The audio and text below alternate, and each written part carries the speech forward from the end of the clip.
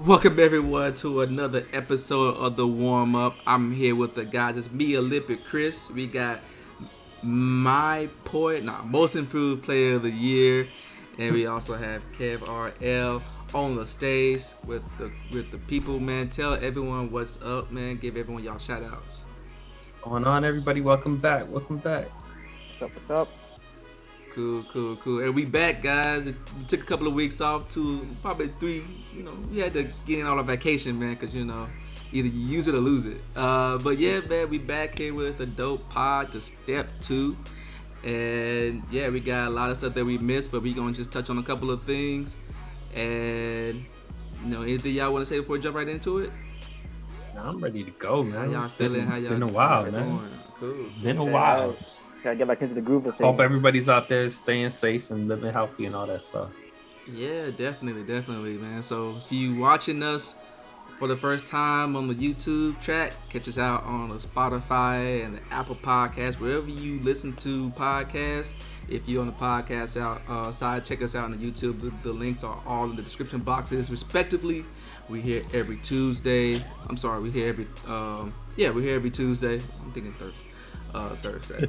We're here every Tuesday. We dropping off weekly. So again, tell a friend if you like it. It helps us grow. It helps us reach, with the stronger reach. And then tell us what you like, what you don't like. Tell us, what you want us to talk about. We always here for suggestions. Our DMs are open. And again, follow us on the social medias and all the respective platforms. We're gonna try to get that Discord up and running real soon. So yeah, I missed anything? Are we good? Man, it's been so long, we're good, man. I know, right? Man. Trying to get back in the swing of things. Back like I never left. So, all right, man, let's get right into it, man. We had the Olympics come and go for the 2020 year on 2021, but they called it Tokyo 2020. But Tokyo was able to successfully open and close the Olympics.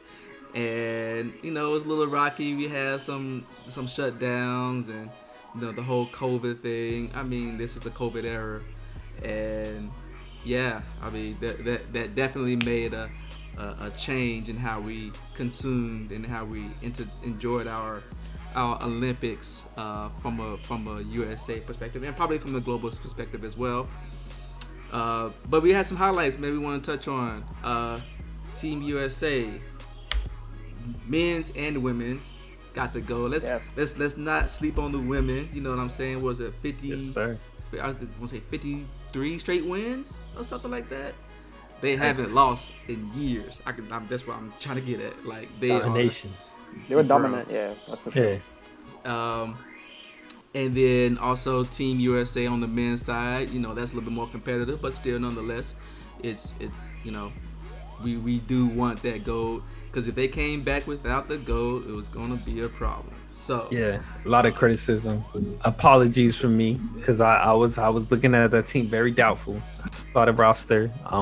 Some people were still playing in the playoffs or the championship game. So the final squad they got together was able to pull through minimal losses and came through and took that whole thing. Yeah. So let's talk about it, man. We on the basketball side of things right quick. The USA pulled away and snatched the gold from France. Not kicked out Spain. Spain wasn't even able to medal. And Australia, man. Australia is a strong team. So as far as the performance, again, this didn't look like this wasn't our best. I would just say it like this. It wasn't our best set of stateside players, but we had some people with some rings. We had people who've been there before. We had Kevin Durant become the new scoring leader all time, surpassing Carmelo in his third stint. What do you think about the performance of the Team USA? We kind of talked about it. It was shaky at first. They were losing some exhibition games. They lost to Team Nigeria. I think once the actual grouping stages started, I think they lost to France, actually. Mm-hmm. So to be able to come back and win against them, that was big. That Australia team seemed to, was hanging in there. KD came through, dropped 30.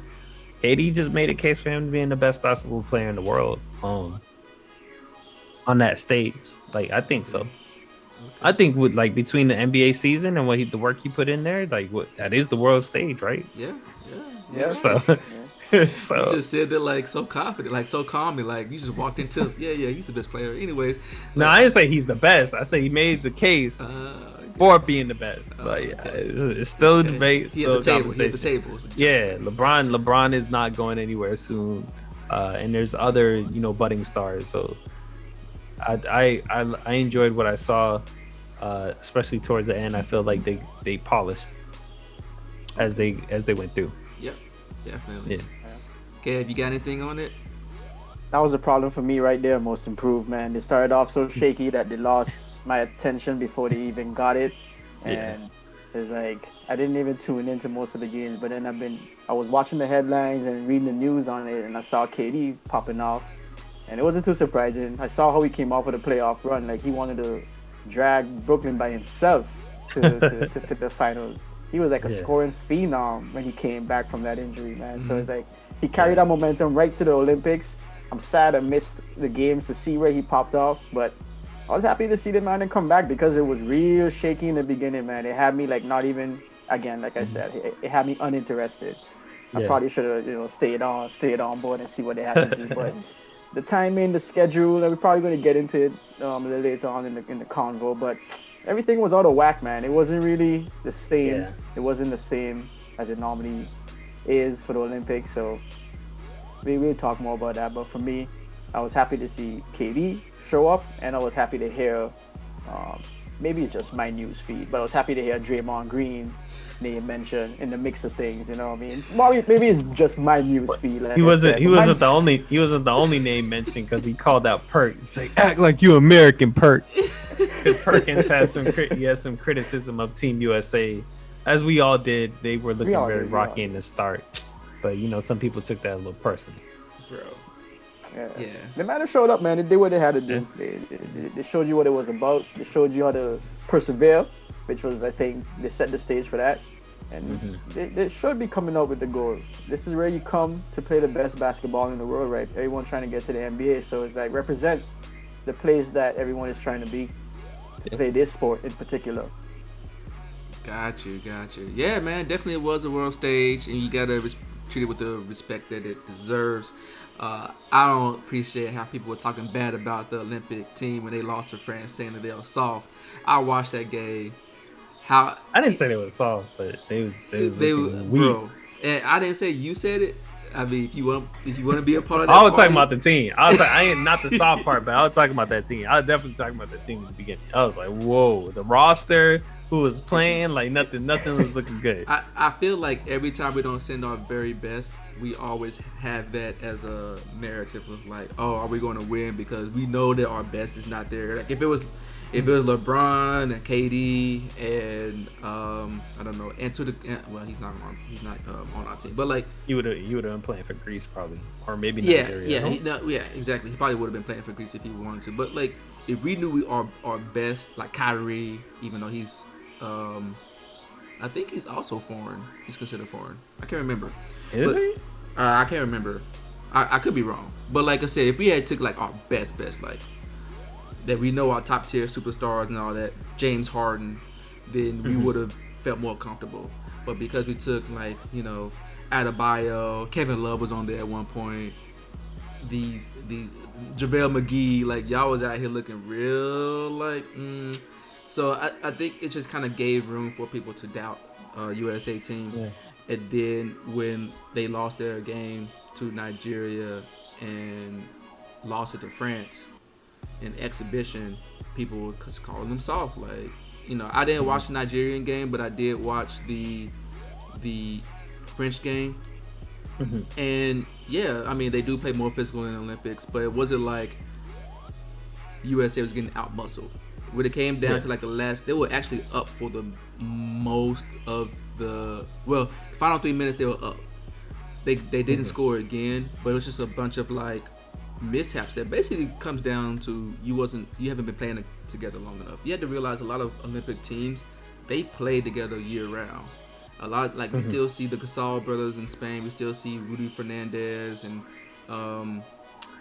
Ricky Rubio in Spain. Like they play every FIBA. Like they play every time they get a chance to play when they're not in the NBA. Rudy Gobert, Serge Ibaka, they always play for France. Like these are mainstays for the most part right now. We don't have that. Every 4 years, it's a new cycle. It's, Fournier was out there this year too. Yeah. So I mean, those things matter, and I do feel like the work stage, like as far as competition, is getting better than versus the '90s and early 2000s.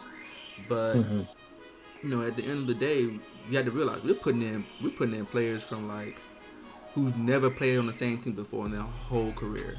Maybe a couple of them, but like that's true. So they at the end of the day, when it came down to France, they missed open shots. KD missed open shots. Dame missed open shots. Dame had a turnover. There were just a bunch of things that just were unforced errors or missed opportunities. Because I mean, it's even though it's basketball, it's a different kind of basketball, and it wasn't the physicality that messed them up. It was really just more so the fact that they probably they had to get used to the rims. The ball feels different. Everything feels different. And that was a lot of stuff that I noticed because, like, I think the court, the width is smaller too. Yeah. So closing out is not going to be this wide open three when the ball swings around. Yeah. It's probably going to be contested. Yeah. Like you said, it's a lot of those ticky-tack fouls that you're used to getting, that's not happening. So it's not, like you said, it's not like it's super physical and they're killing you out there, but your mind might just be like stopping, waiting for a call, or trying to draw. Like some of the fouls that you'll try and draw on a shooting foul, they're just not going to call it. Exactly. Like jumping into people, all that kind of stuff that they're even thinking about changing in the NBA, they're not calling it. Yeah. But I've seen Zach LaVine in some of the games kind of complain like, oh, that's a foul when he feel like he gets touched or whatever. And so I think he had one of the hardest times kind of changing. Even travel is very strict, right? Like if you had to make sure you put the ball on the ground before you take that that first dribble. 1.5 steps, right? You can't, like the NBA is just a little bit different. Like there's just minute details, and I think that makes a difference. I mean, that just changes everything, right? That just changes your scheme. That changes how you adjust. It changes how comfortable you are with the environment. But I'm glad they finally won. They pulled it out. I think they were down a few times going into like the half, and third quarter they just scoring run, right? So that is exactly what happened. That game was crazy. Like KD was just out here playing like he put the United States on his back. It was crazy. Yeah. But yeah, man, and shout out to a couple of people, man. Draymond Green, I get on him a lot because he be saying some stuff that I be out here like, what? But he do. The dude shot 7 for 9. He was 77% the whole Olympic play.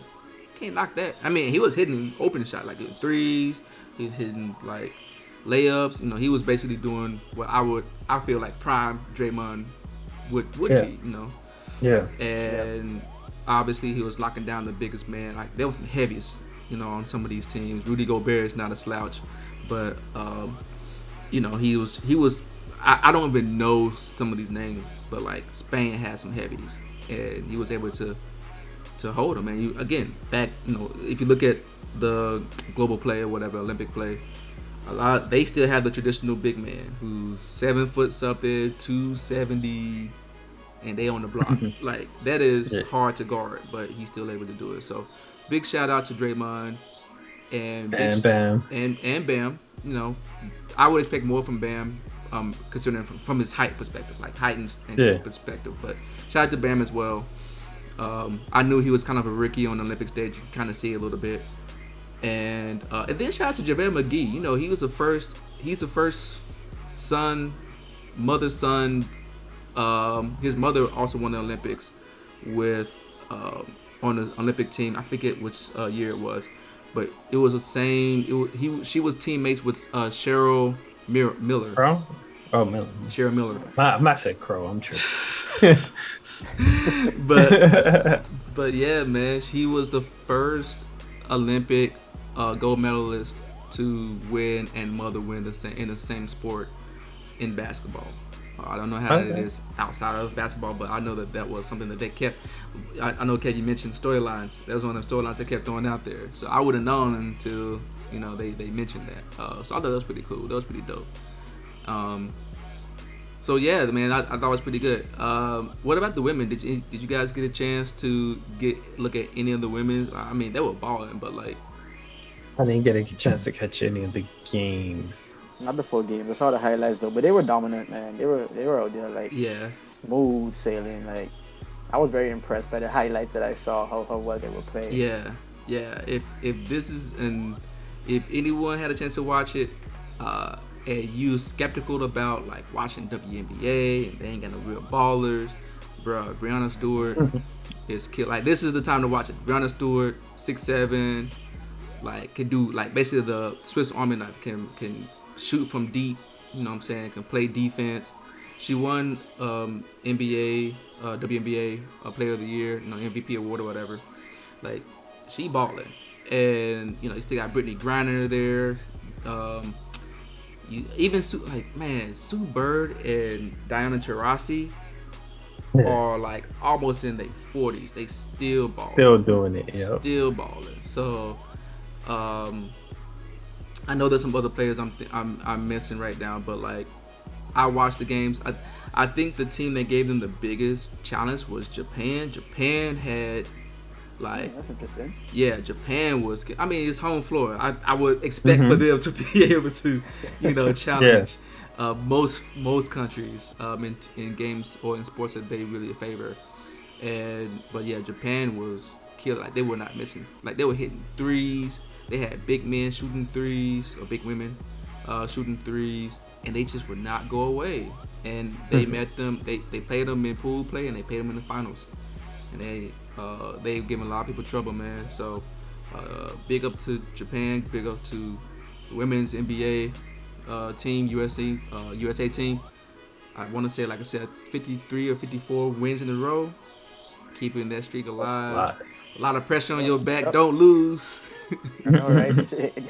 So it may happen one day, but it don't change the streak though. Yeah, it's inevitable, right? But for the time being, man, we keeping it going for another 4 years. Next time in Paris, we'll see how how the French team stacks up in Paris in 2024 for both men and women. Anything else on that side, or we can move straight up to the gymnastics? I got a question on that though. Like I was at the beginning when they were losing and stuff. I saw a lot of news about Pop, all kind of memes, all kind of stuff. It was, his name was like everywhere. When they started winning, I didn't hear anything about Pop anymore. It was all KD. It was how well they're scoring, close games that they're eking out. Yeah. What happened to Pop? Did something change? What's your perspective on what went on with Pop? Was it an adjustment for him too as well, just for this stage? Did he have anything to do with them turning it around? I felt as though it was just the players making it from being still in the playoffs or in the finals, just having that depth come in is what I saw as the change, and maybe just getting that synergy. Because they probably didn't have a lot of time to practice like these other teams did, because the playoffs are going on, and I think a lot of these players were in the playoffs. Yeah. So it could be the combination of those two. Yeah, and to piggyback on that, this is Pop's first year as a head coach. Before it was Coach K. Coach K stepped down. Now you got Pop, who was running the floor, I believe. So I think there's some growing pains going into that, like just trying to establish your schemes, your formulas, get that synergy going, like Most Improved said. And again, they're coming off of the championship run, both the Booker and Drew Holiday, and they had to go fly, and Chris Middleton. They had to go fly right over, like after the parade, jump on the plane. And then the jet lag and get to know the formula, the schemes, get to understand like they didn't have the time to understand the nuances of international play, like some of the other players. So I think that just makes a difference, man. I mean, look, people are gonna always criticize you when you're losing, and you know that, right? That's a fact. Of course. What was it? When the LeBron and D Wade first got together, they were out here like, "Oh, this is horrible. What's going on with the Heat? They're 6-6 in the first 12 games." I'm just like, there's 50 more games. Chill. And then And they want that win day one, man. yeah, man. Yep. So they just comes with it, but that's just part of the process, and I think they didn't have anything else to point at outside of the pop, because I mean it was his guy. It was on his watch essentially. So It was. yeah, I wouldn't worry about that too much. Obviously, Pop didn't either. Yeah, it didn't feel that way. And he's not that kind of person to really take on. Yeah. Yeah. So, anything else from the basketball side, or we can move on? Nah, that's it for me on basketball. Cool. So yeah, man, let's move on, man. Look, one of the big stories that came out of this whole Olympics thing is superstar. I'm gonna say superstar. My personal, athlete of the year, Simone Biles, because she is out here doing moves that no one. They can't even score. They don't even want to score properly because no one else can do it. They wanted to score her based on her. So like, this is the craziest thing I ever heard. Based on her, like, oh, we know KD can score a lot of points, so we're gonna call his baskets as half points. Exactly. That's so strange to me, bro. But what an upset, man. Yeah. So I mean, Simone Biles, went into the Olympics gymnastics team and was doing it individuals and also team events. And halfway through, or part of the way through, she did pull out and cited mental health issues for not participating. And she still came back and she won the silver and got a silver and a bronze medal after the announcement. So I mean, got a lot of backlash. I believe I saw some people calling her soft, and if you don't want to do sports, then don't do it. Like, this is a bad way to bow out. I've seen some crazy stuff, but like, you're gonna get those. Obviously, this is something that has been permeating throughout this year. I guess this year's theme, if you want to call it, for sports, because Naomi Osaka kind of had the same kind of backlash. But like, what are your thoughts on Simone Biles stepping out and citing mental health issues, and also just her performance in general with gymnastics for the Olympics? Kev, I start with you. She's a beast, man. Like, you already said it. She does things that no one else can. So from the performance standpoint, ain't nothing to take away from her, no matter whatever happened in the pullout. Mm-hmm. When she pulled out, I saw the move. I saw the slow-mo of the move, and when she mentioned that she wasn't sure where she was, you can see that she wasn't sure where she was. Mm-hmm. That ain't nothing to play with. Like, this ain't no little simple little sport where you can just hop on and say, I'm not focused, but I'm gonna still go out there. It's like, nah, you gotta be focused. So even putting the whatever stigma or whatever people want to put on mental health, I don't know why they're tackling it like this, but that's something you need to be focused for. Yeah. Even if you don't believe in this mental health stuff, let's be honest, she wasn't quite there. Yeah. And she's the best person to tell you if she's all the way there. And if she says she's not there, I don't know what people would want from her. Go out there and risk a broken neck. It's like, nah, it ain't worth that. Yeah, that or serious injury. So injury. I think it's maybe there's just a lack of word there, and I think a lot of people just conflated like, oh, she's just she's just being depressed or something like that. No, but just learning about that condition. I think they call it within the sport twisties or something like that. Mm-hmm. Twisties, and it's kind of I don't know if it's like super common, but it's like something that's like it's been talked about, it's been seen before. And basically, you could be doing a movie done 100 times, and when you're in the air, you lose that kind of like, hey, I know I'm about here, I need to be this ready. Spatial awareness. You're just flying blind at that point. Yeah. You just in the sky. You don't know if you landed on your feet. She got lucky and landed on her feet, but she didn't know that. Like, that's what made her pull out. It's not like a lack of will or a weakness. And even if it was like some mental health, either way, like, you got to prioritize mental health. Mm-hmm. But in this case, it's a very, very, very serious thing. It's not just like I'm out of it, like you were mentioning. It's not just, hey, I'm a little unfocused or something. It's like, no, I don't know where I am, and I'm in the air. Yeah. Yeah. Doing these very complicated, very complex moves. Dangerous moves. I think it was, dangerous moves. I respect her for not trying to push through that nonsense and say, no, I just got to do this. I just got to do it. Yeah. I respect her. Just I need to step back. Yeah. And she came back. So it was like, I don't know. Go ahead. What people have to say after she came back? What was the talk then? Because it's like, she took a break. Now she came back and she still performed. So it's like, what y'all got to say now?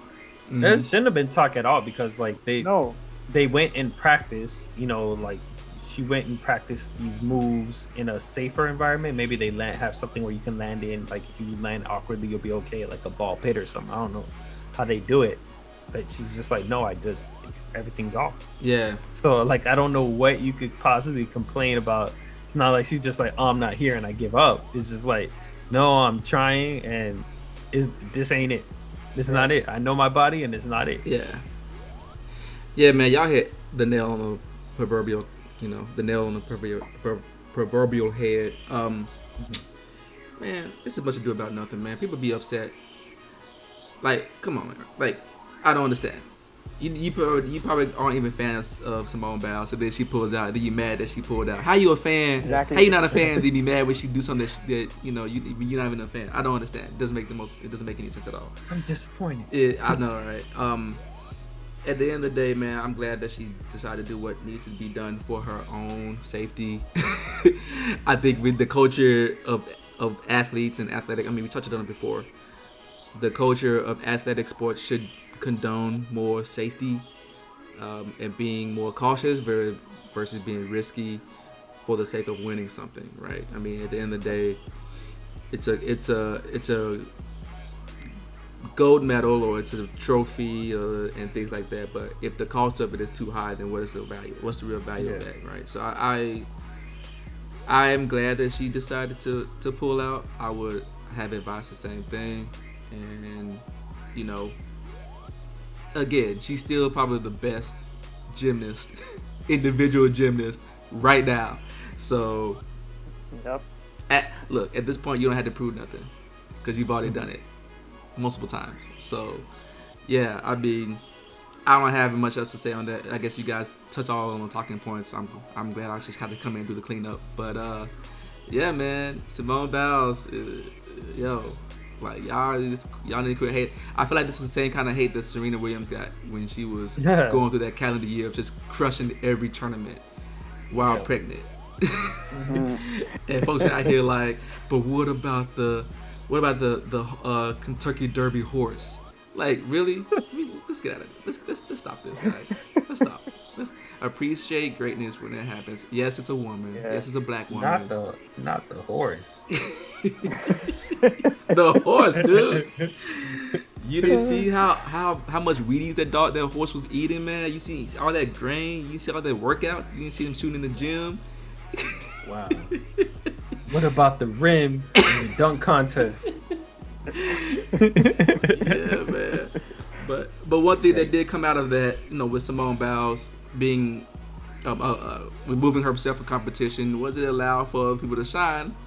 And I mean, some people are gonna still hate, but Suni Lee came through and just won the all-around competition gold as an 18-year-old.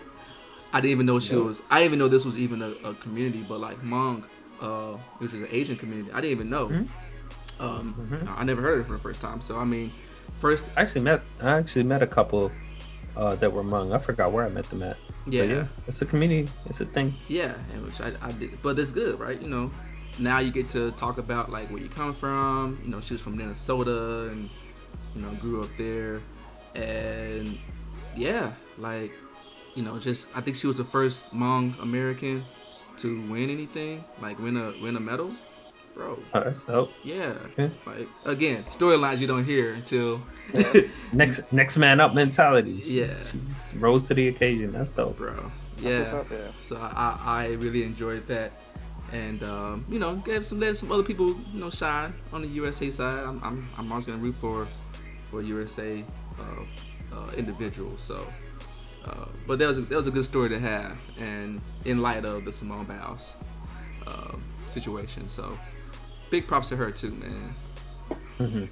Yes, sir. Anything else on that, man? We can move right on. We got some other stuff to touch on. Mhm.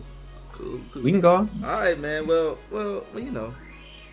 Or you mean in terms of Olympics? Yeah. Olympics. Oh yeah, man, you didn't talk about track. Oh man, what happened in track? Go ahead.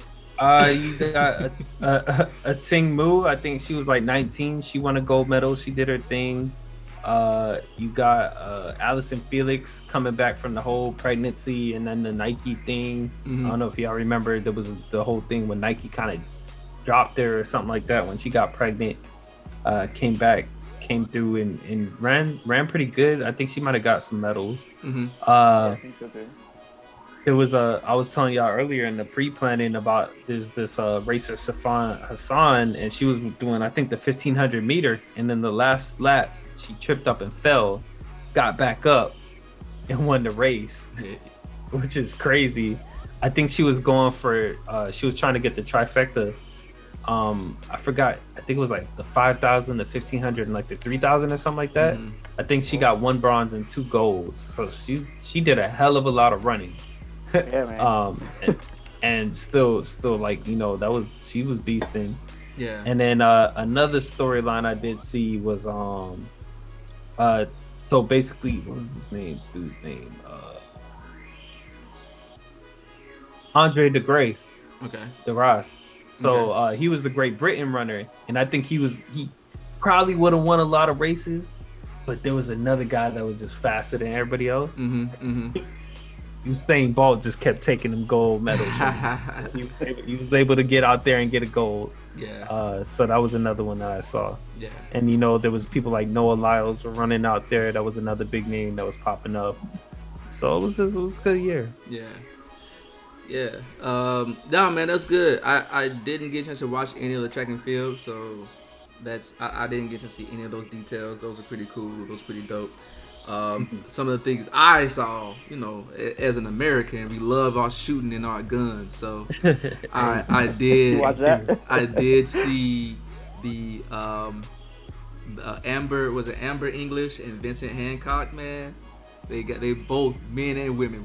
Our women know how to shoot too. We got guns. Both got gold medals in the skeet shooting competition.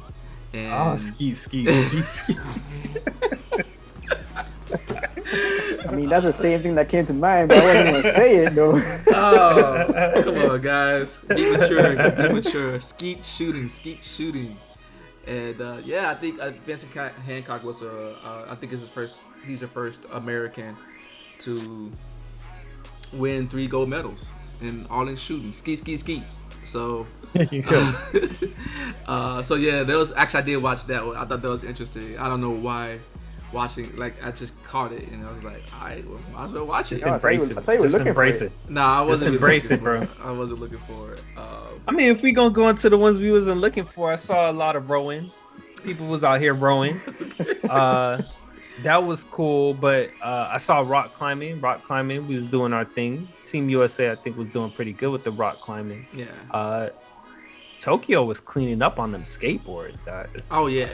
Yeah. Tokyo was looking nice on the skateboards. I don't know if Japan in the country, but I'm saying like a lot of Tokyo-based skateboarders. They wasn't coming from like Okinawa or something. They were like, you know, urban skaters. So they were probably from Tokyo. Hey, Mr. Gotta be right. You didn't say Baltimore stand up with Kevin Durant, so I was just trying to make sure, you know, you were saying, are we talking about Tokyo or Japan? I thought he was from DC. DC, Baltimore, I think it's one of those areas. It's that DMV area. See, there you go. Hey man, you know Nato Jenkins. Anyway, but nah, Japan was killing it on the skateboarding scene, and I think it men's and women. So yeah, it was a lot of cool things you could catch here and there. I just kind of had it running in the background. I don't usually watch too much Olympics, so it was cool to catch it this year. Yeah, definitely, man. It was some good highlights. Did you have any other highlights you wanted to point out, or is that it? You empty the chamber. I mean. That's it, man. I think that's it until something pop in my head. That's it for now. Okay. Nah, we moving. Okay. After we move. Okay. I do want to big up. What's her name, man? It's no one that we're gonna know, but Hindlin Diaz from the Philippines for the weightlifting competition, 55 kg class. Yeah. she broke a record and she won the first goal for Philippines. I know she out there getting a parade, bro. Like she getting treated like a queen right now. So big ups to her, man. All like the food. first country gold medal like that was up. Yeah, definitely. Yeah, I watched that too, man. I saw her, man, hit that clean. I was like, bruh, she was so happy, bruh. So. There was I think India's first gold medal in the not the pole vault, in the spear throwing or something like that.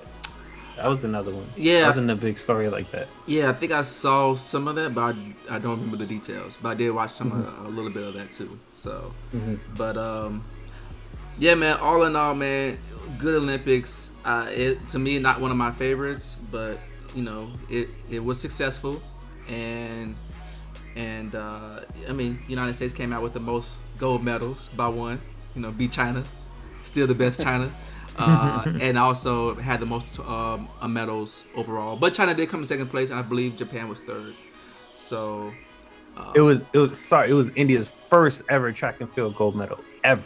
Ooh, and a lot with of firsts. With the javelin. A lot of firsts, man. Took COVID to get there. So. Hey, don't matter. We here, baby. So, anything else on Olympics, man? Or we can close out. We can move on to last thing. Just to big up, because I know U.S. won a whole lot of medals, but just want to big up Jamaica for some of the gold medals that they've won. Yes, sir. I think Bahamas had one. Saw that one too. Puerto Rico. I don't know if they had a gold, but they had some medals. Yeah. I'm just thinking all the Caribbean massive that's out there. Brazil is in the Caribbean. It's technically the Caribbean. Brazil had some gold medals. Venezuela had some gold. Some gold. Not sure if they had some gold, but they had some medals. They had a medal. Well. They went home with some. They had medals. So big up to the Caribbean massives for any medal that you won, gold, silver, or bronze. We appreciate it. Appreciate you representing us. One time, one love. Yeah, definitely. So, yeah, man, big ups to all the winners. Like I said, the new sports I enjoyed. The 3-on-3 basketball I enjoyed. I enjoyed the skateboarding. I thought that was pretty cool. It was pretty dope. And hopefully, man, they can just continue to expand and make everything that's considered a sport, man. Except for cricket, man. It takes like 8 days for one game. Not doing it. They got different kinds. That's global right now. Not doing that. Not doing cricket. They got different kind of games, man. They got different kind of games, bro. Imagine day one of cricket and you go home. They're not all that long format. They got something they call like a T5 or something. I don't know. It don't matter how you feel, Chris. It's still one of the top global sports. It is. It's here to stay, baby. It is. It's here to stay.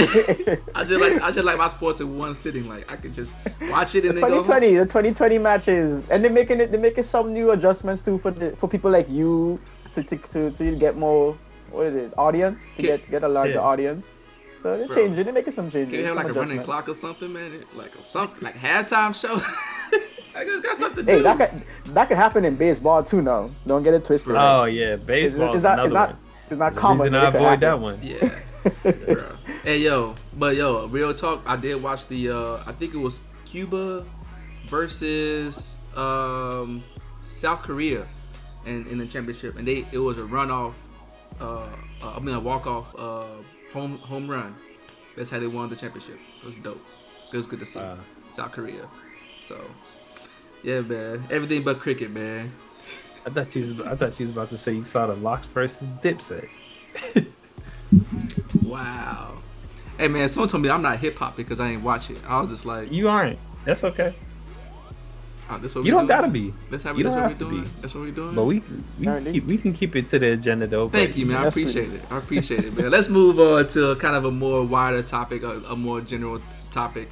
Again, like I said, the Olympics, and this is just not with the Olympics, but with the Olympics and other sports, we have seen a lot of complications due to the pandemic.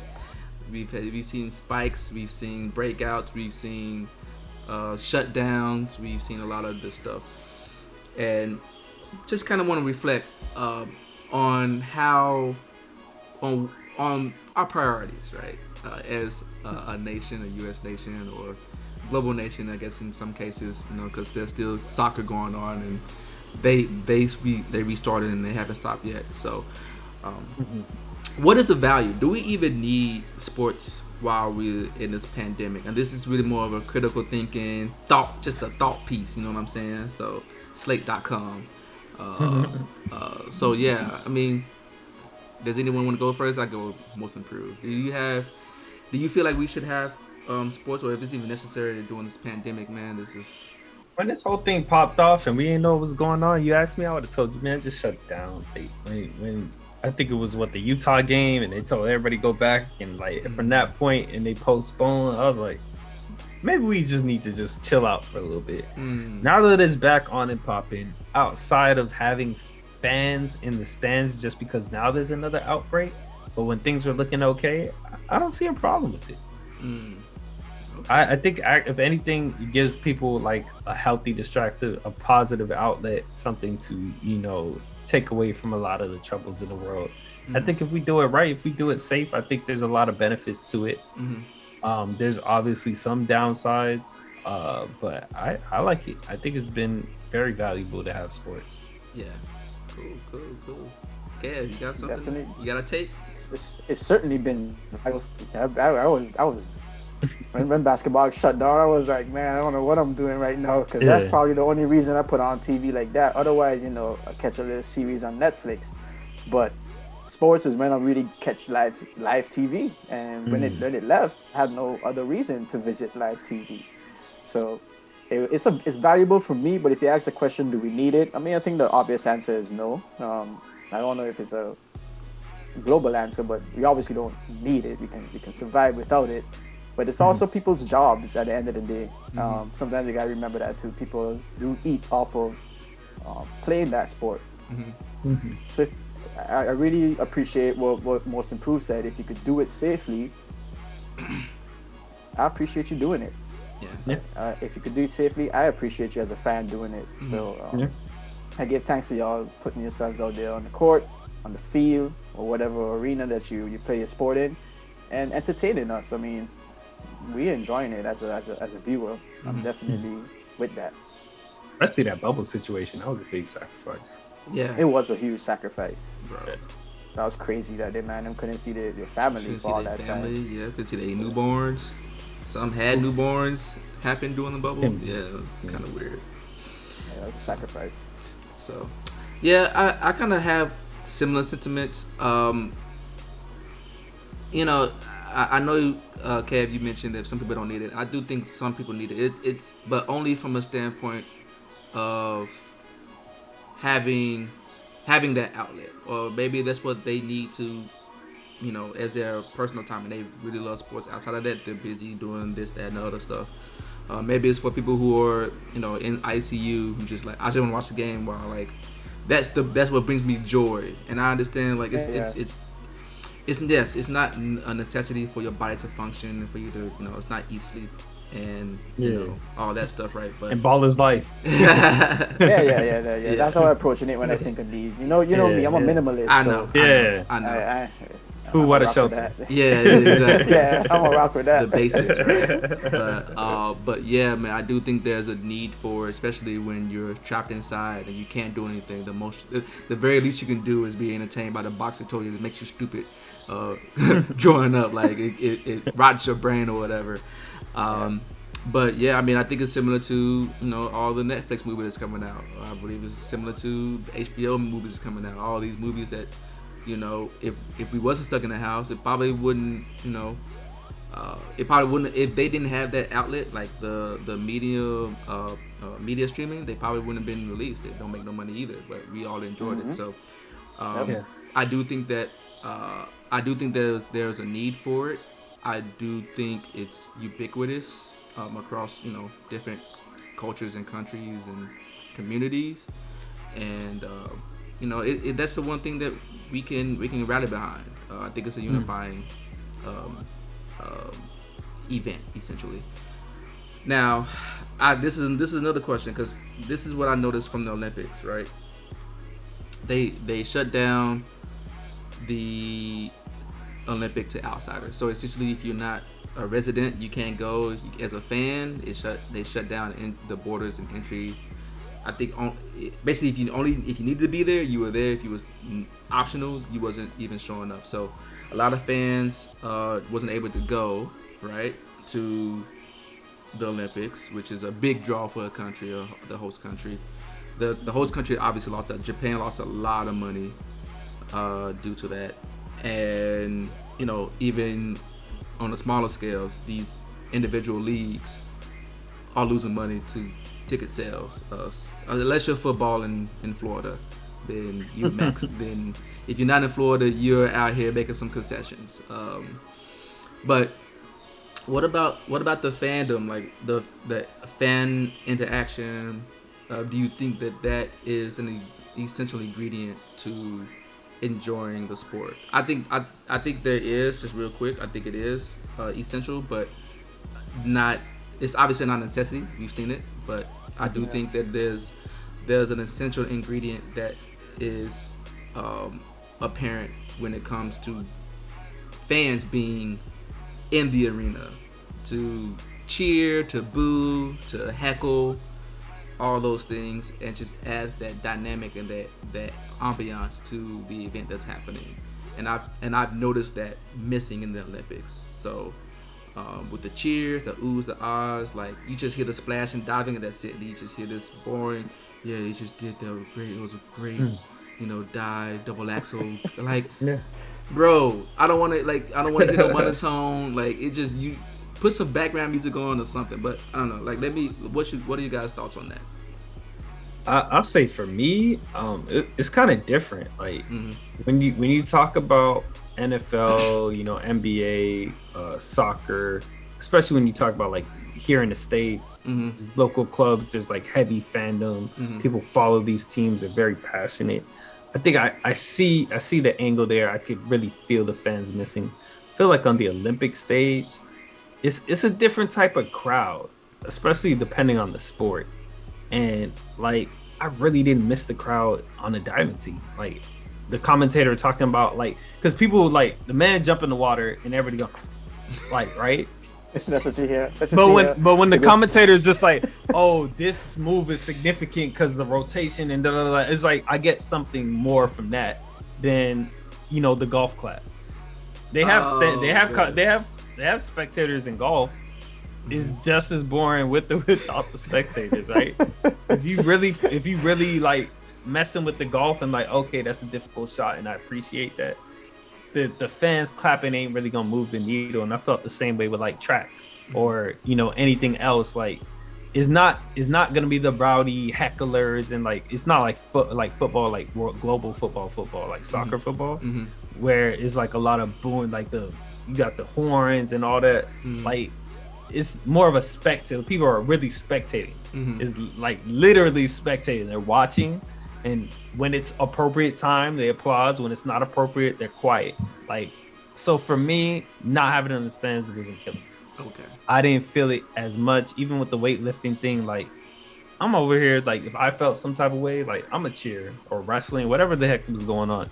If not hearing the crowd do it wasn't really like, oh man, I really missed that. Yeah. That's just how I felt about it. Okay. All right. I definitely didn't miss it for weightlifting. That wasn't. usually for weightlifting, there's very few people there anyway. Yeah. Like, your family and stuff is what cheering you on. Yeah. So like I expected that to be a little light. Yeah. But I do have mixed feelings about it. I do appreciate where you're coming from with it, Kris, because I would say it's essential. Like before the bubble, I would say definitely. Like, what you mean? It's impossible to not have sport fans, especially when you talked about football and the horns and the stuff. Same thing for cricket, man. There's a lot of noise, and to me, those two go together. If I'm not really hearing the noise, I'm not really watching a cricket match or watching a football match. It's not the same. Yeah. But then the bubble came around, and at first it was kids, man, like hearing shoes screeching on the ground, people dribbling. I'm like, this. They didn't even have to be mic'd up for you to hear what they're saying. You had to be mic'd up. Yep. I feel like I was back in like a school gym or something, watching like a pickup game. Yeah. But after I got into it, it wasn't a big deal. It was just to focus on the Lakers making that run that they did, and like, yeah, let's get these dubs.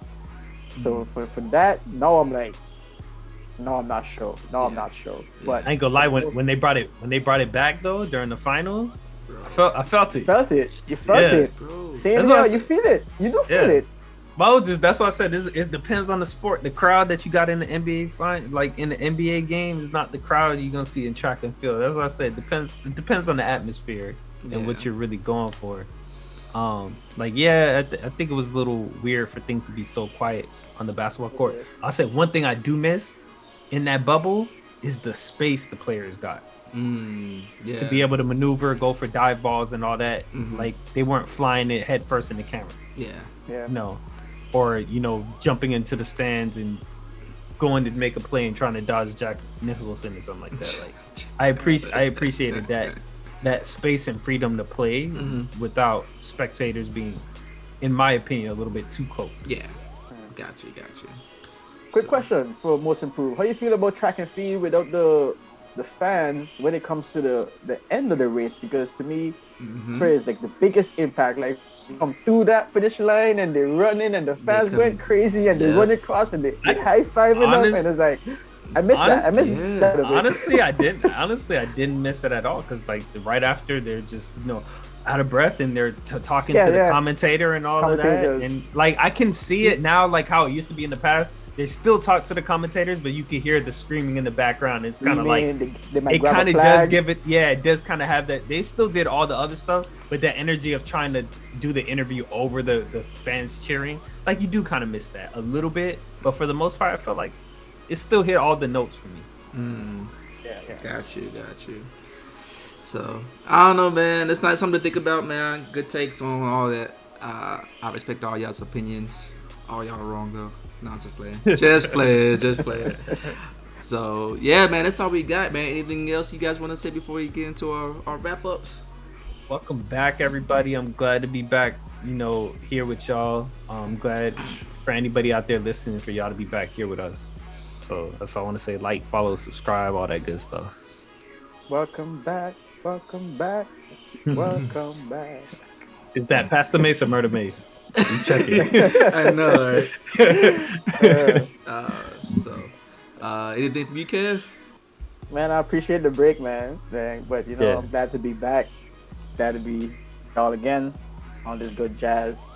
And let's see what we got for them this season, Yeah, definitely, most definitely. And yeah, man, this is your boy Olympic Kris. Yeah, man, I'm glad to be back too. It's been a good vacay, but now I'm back. I'm ready to get back to grinding and giving all this dope content, talking to y'all about sports, man, and chucking and jiving for the man, and so I can get paid. No, I'll just play it. But yeah, man, it was definitely good. If you guys enjoyed it, out there watching us or listening to us, man, please give us a like. Tell your friends about us, man. We're here every Tuesday. And yeah, check out some of the other videos, man. Go back into the archives if you can. I have some stuff posted on the end screen, and that's where we are, man. So with that, man, I'll let everyone go, man. We'll see y'all on the flip side. Until next time, guys. Deuce. Peace.